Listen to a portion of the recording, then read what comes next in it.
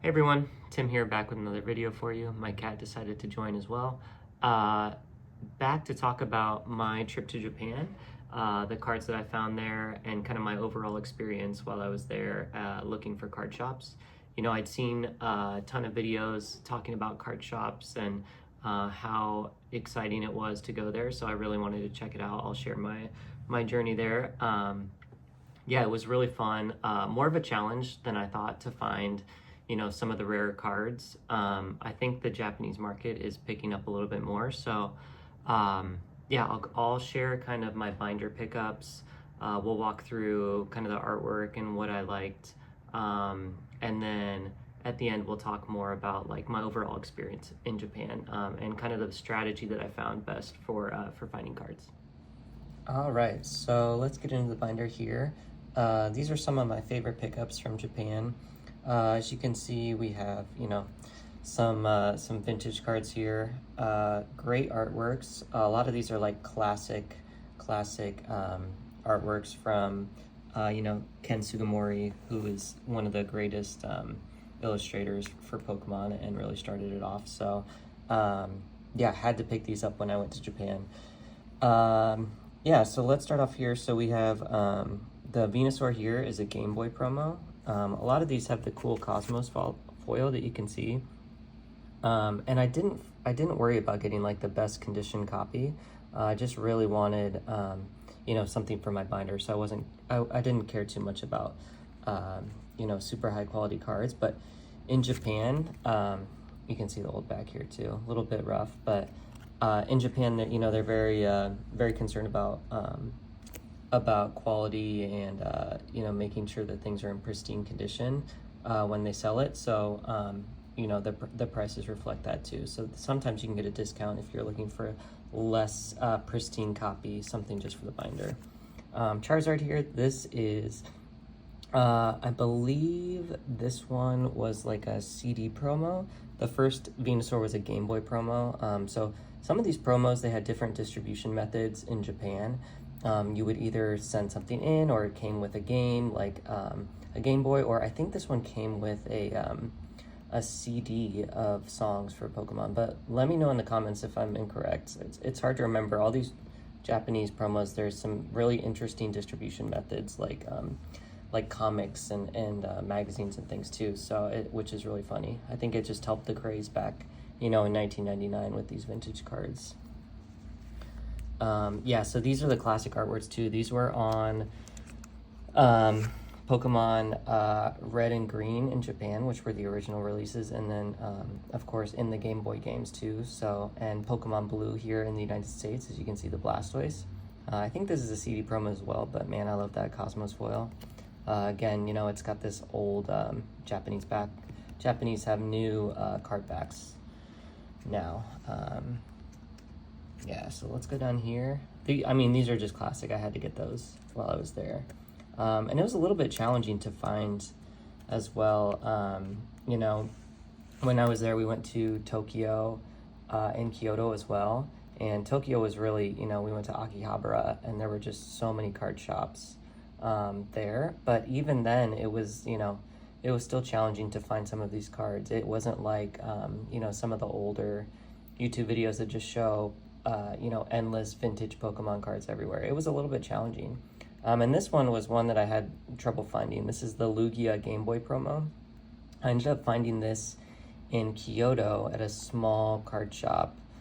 And I debated it. It was a little bit more expensive because, it's a more rare copy, but I really wanted to have it, and it had just that super cool swirl, as you can see up there. Kind of, but yeah.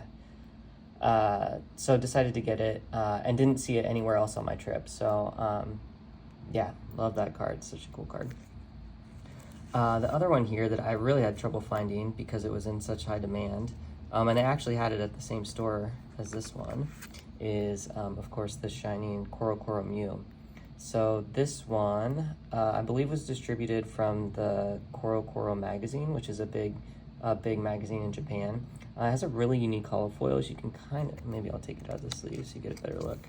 As you can kind of see, it's got like this iridescent sheen all over it. And this copy isn't the cleanest copy. It has a little bit of a bend to it, but you know, perfect for the binder. That's all I really wanted. And just, you know, such a classic artwork. It's one of the first shining Pokemon, so this is, you know, the shiny Mew that's blue, and goes with some of the English shinings as well. So I really wanted this one to complete that shining collection too. So I'll do my English shining page some other time, but I'll just give you a little sneak peek there. Yeah, I love this card. So this one was challenging. Like when I was there, I looked at card shops in person, but I also found, so there's like, you know, Sneaker Dunk and the 10-story place in Akihabara that had it. A lot of card shops. But I also went onto Mercari, which typically you have to ship to a Japanese address, otherwise it has a lot of import fees. So, you know, that's an option if you're there too for a couple weeks. Log on to Mercari, you know, have it shipped to your hotel, or if you know somebody in Japan that can ship it back to you, ship it to a Japanese address and then send it to the US that way. That's one way around the fees, because the fees are pretty steep there.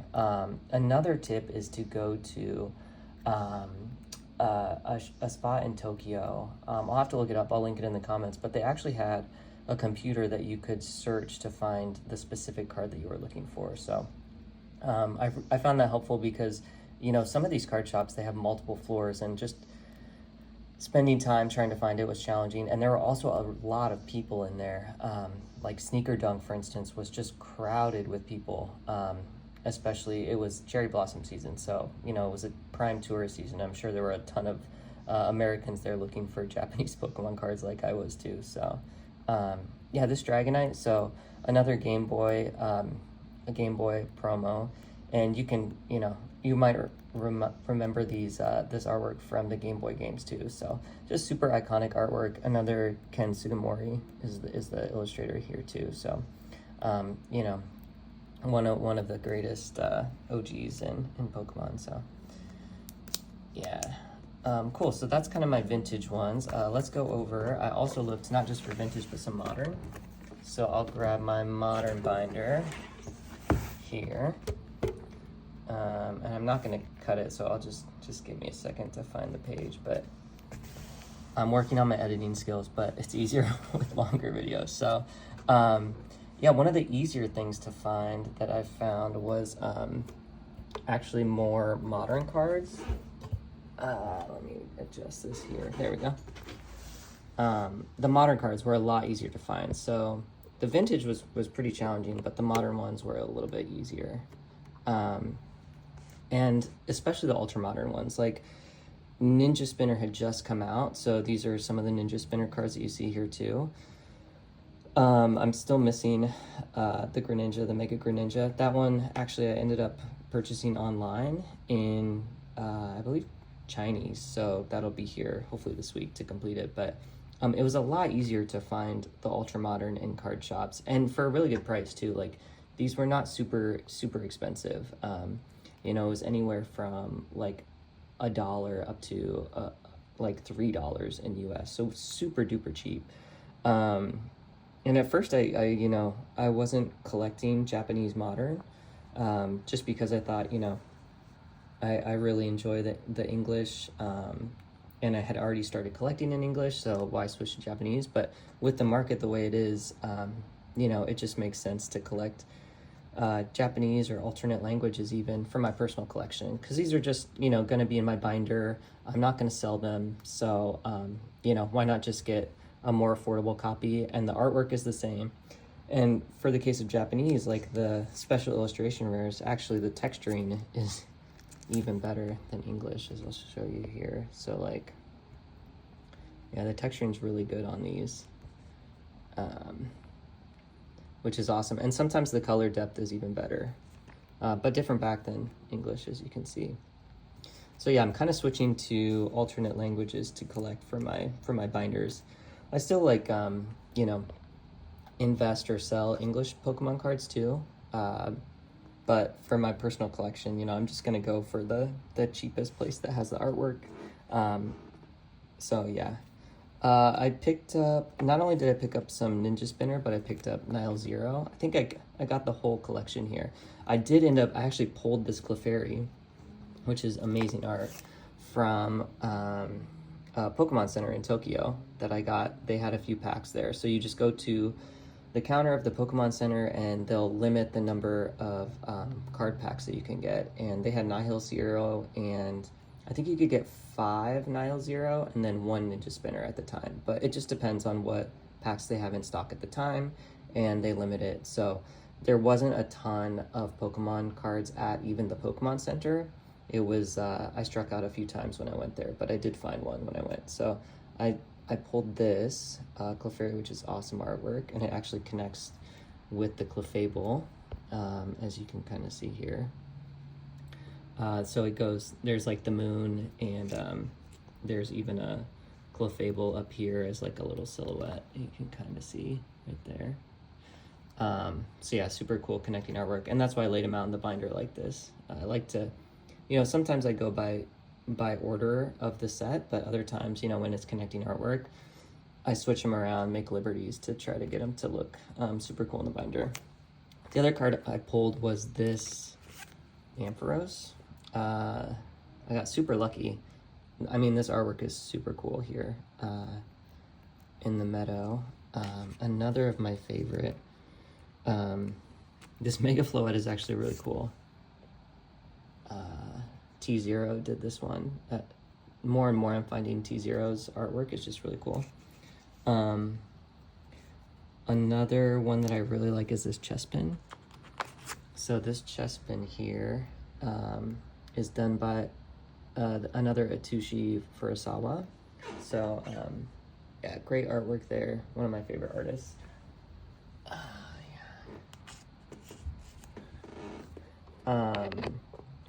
Yeah, another of my favorite, I mean, the Sliggoo here is really cool.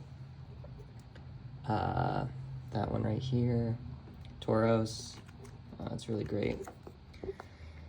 And then, yeah, back to Nihil Zero, the Meowth. The texture on this one's really great. It's hard to tell. So yeah, super cool texture on that one. Yeah.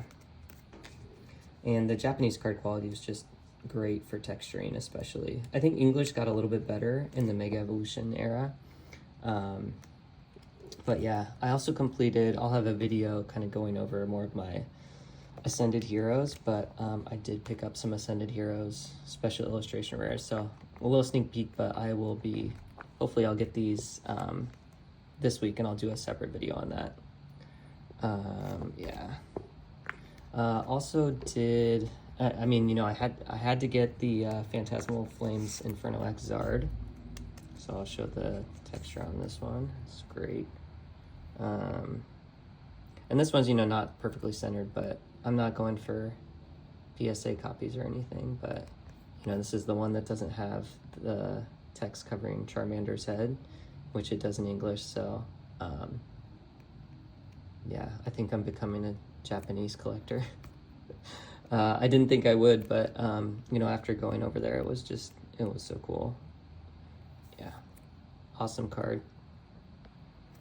Yeah, and picked up some of the other special illustration rares. You can see like some of my illustration rares are still in English too. So I'm kind of collecting both. Cool. And then other kind of random ones, not fully ultra modern. I did some mid-era as well. Let's see if I can find it. Right here. So I also picked up some these classic collection starters. So these are really cool. English also has a classic collection, but it doesn't have this really unique hollow foil. So this is like actually a gold, almost gold style hollow foil, which is really just super cool. And you can't play these in decks, but it was only part of this classic collection that came out. So I had to get these. These were great. And wanted to do the whole starter trio. There's more as well besides the starter trio that they have from the classic collection that have this unique hollow foil. So maybe I might pick those up in the future, but I wanted to start with the trio as well. And then on this side, you can see some of these Japanese exclusives, almost like illustration rares before they had illustration rares. So we have the Hoopa here. And I'm not sure exactly how these promo cards were distributed. I think this one might have been a movie promo, but it has Hoopa, and then of course Pikachu, Mega Latios or Latios, not sure which one, and then of course Rayquaza, shiny Rayquaza in the back, kind of hard to see, but yeah, these have the cool holofoil as well, like the old school star holofoil. So wanted to get one of those for the binder. And then we have this here. This is Pikachu, and I think this was maybe, was it 20th anniversary? But yeah, super iconic artwork here as well. I had to pick that one up. And it's another Ken Sugimori, so you know, just an homage to the original illustrations too. So I mean, this card is just awesome. And again, didn't focus on super high quality. I think it has, these had a few nicks in it, like they were considered light play, but man, you really can't even tell that they're light play for binder copies. And then this is Detective Pikachu riding Growlithe. And I think this was for the Detective Pikachu game. This is the Japanese stamp there. So yeah, this is, I mean, just like a really cute artwork too. So had to get that one for the binder while I was there also. Picked up a lot of cards. I wanted to, you know, I could have picked these up through eBay, but I wanted to, you know, have that experience of shopping in Japan. So waited to pick these up until I was there to see them in person too. And I'm glad I did, because it was a really fun experience and a lot of unique memories. So cool. All right, so that was the binder, my pickups from Japan. Hopefully you guys enjoyed that. I had a really good time in Japan.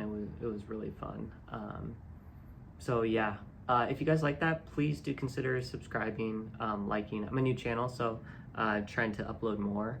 And I also have a Discord that I'm trying to start. So if you're into collecting Pokemon cards or investing in Pokemon cards, you know, a little bit of both, feel free to join. I just want to start like some sort of community or place where people can talk about their recent pickups and show what they have. They've recently picked up too. So yeah, feel free to join that as well. I'll put the link in the description.